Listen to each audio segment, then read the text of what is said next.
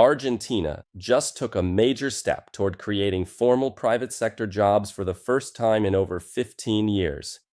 The Senate passed Milei's labor reform, and the implications are significant. Here's what you need to know. For decades, Argentina's rigid labor laws made hiring a liability. Small and medium-sized businesses face the constant threat that a single lawsuit could bankrupt them. The result?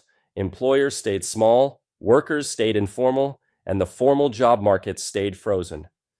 Thursday's Senate vote aims to change that. The reform passed with 42 votes.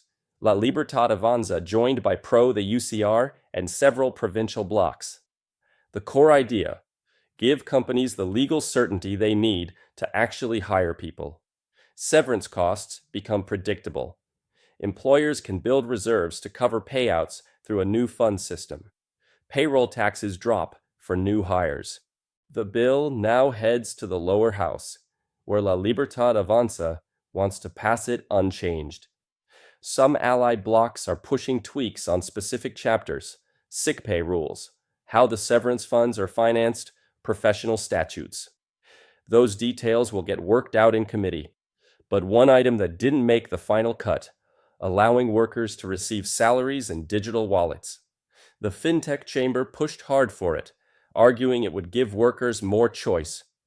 That debate will likely continue, but won't be getting a green light in the near future. In other news, January inflation came in at 2.9%, a tick up from December, driven mostly by seasonal factors: vegetables, hotels, food.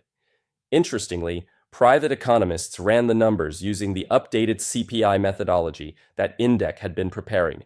Their conclusion: inflation would have actually been lower, around 2.7 to 2.8%.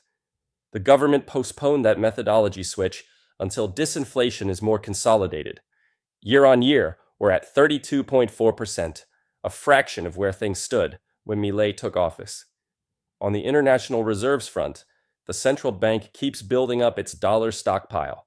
30 straight sessions of net purchases, the longest streak since January 2025. This week, $615 million, the biggest weekly haul in over a year. That means that gross reserves now stand at $45.16 billion.